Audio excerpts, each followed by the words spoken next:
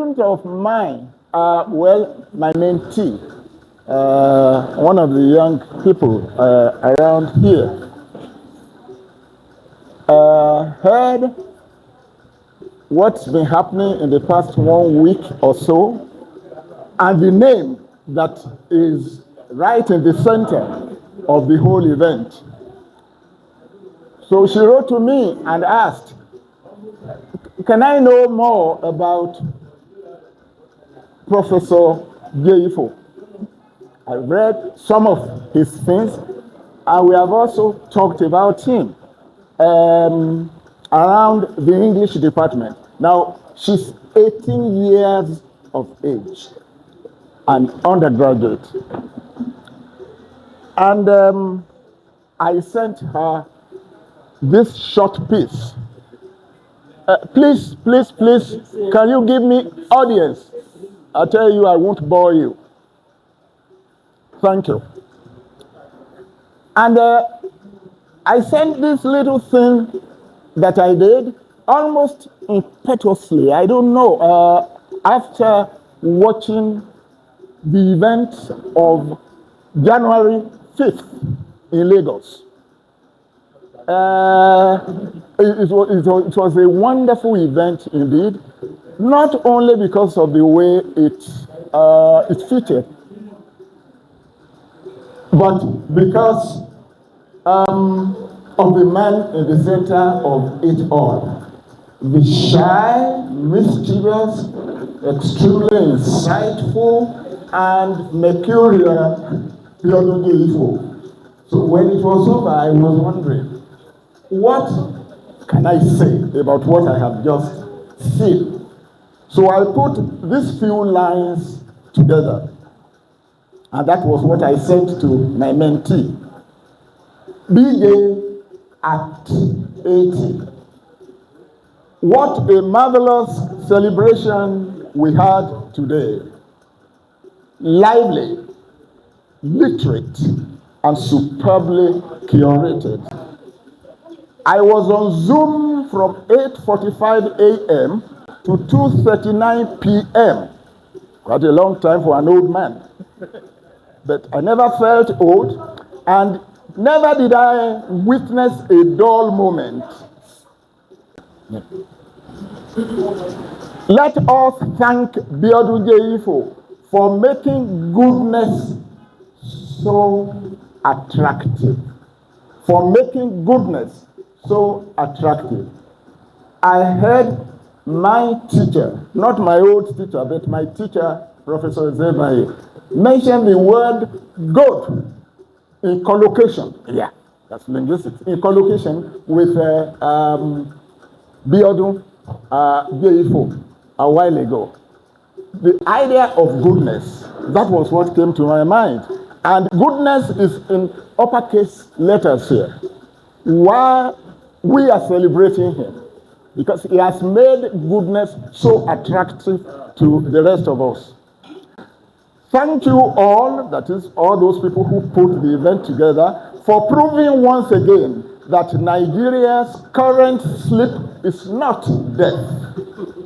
You make me proud of my membership of the human race.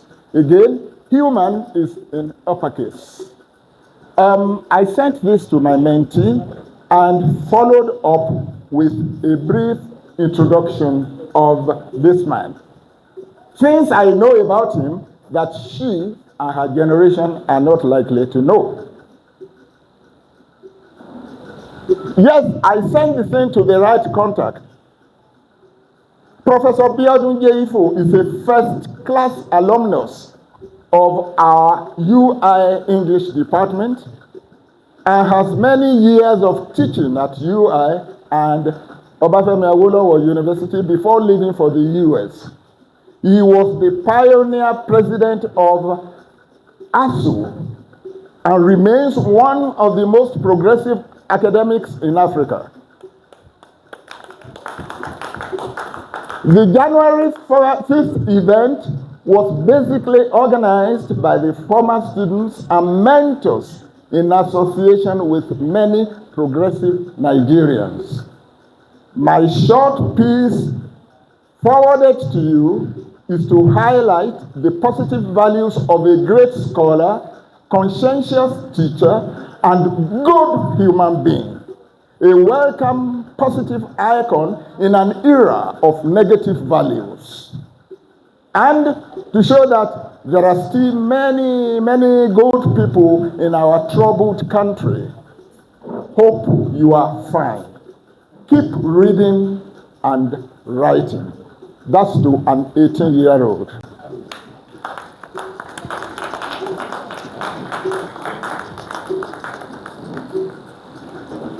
Femi Osofisa, the restlessly productive scholar and writer, collaborated with Wumi Raji in the production of this book. Incidentally, Professor Zebayi has been mentioning the word Ogun, Ogun, Ogun, Ogun all along. Yes, I brought this. I don't know. We also know that Osofisa is mischievously creative. The way Ogun has crept in here. Ogun, yeah, here is a Marxist scholar and materialist. But Ogun is here all the same. Ogun's errant warrior, celebrating Biodun Jeyifo at 70. When you mention Ogun in Nigerian literature or current affairs, it's more or less as if you're talking about Wole Soyinka. And Biodun Jeyifo has, to my humble knowledge, the most authoritative book on Wole Soyinka to date. A work of an insider. Don't let anybody know that I told you that they were both pirates. I didn't say that. Soyinka and BJ. So this is a great book. Incidentally, one of the most fundamental articles here is by Professor Zebayi himself. We were eulogizing Biodun Jeyifo for running out of the English department in a first-class degree. I tell you, in those days, it was a very rare achievement. And the man praising him was indirectly praising himself. Professor Zebayi was the first man to emerge from the English department with a first-class degree. So, my little contribution here is a short poem. And it is titled deliberately, With Much Affection, Earnestly Speaking. I'm not going to explain the mischief behind the word earnestly, especially the way I have used it adverbially. I think my friend Biodun Jeyifo will know what it means to be earnest. Yeah, we've been given so much beautiful music. Let me add a little bit. Michael Ade, great man. He and my mother were born in the same quarter in Ikere Ekiti. I haven't seen him for a long, long time. That's great. Yes, the great Michael Ade. Good to see you. Now this goes with a song I'm going to borrow from our dear friend, late Jimmy Sholanke. Kareni yo yeo, Kareni, please join me. Yeo, Kawalo, Kareni yo yeo,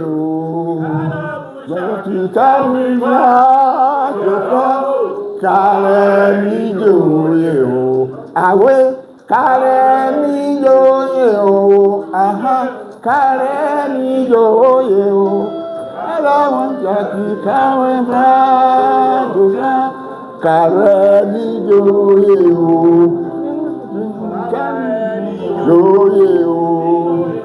Kareni yo,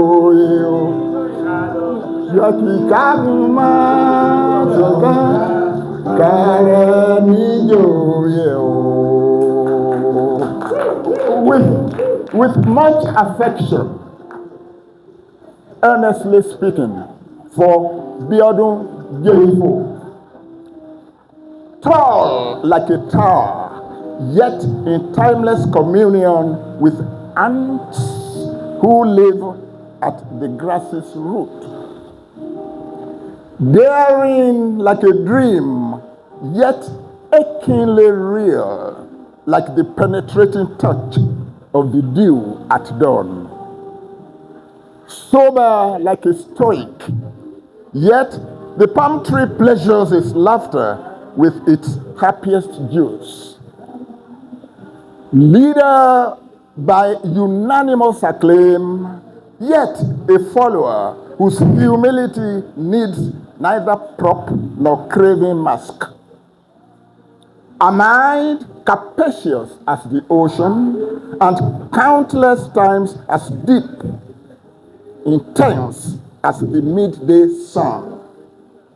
Denizen of that liminal space between the head and the heart.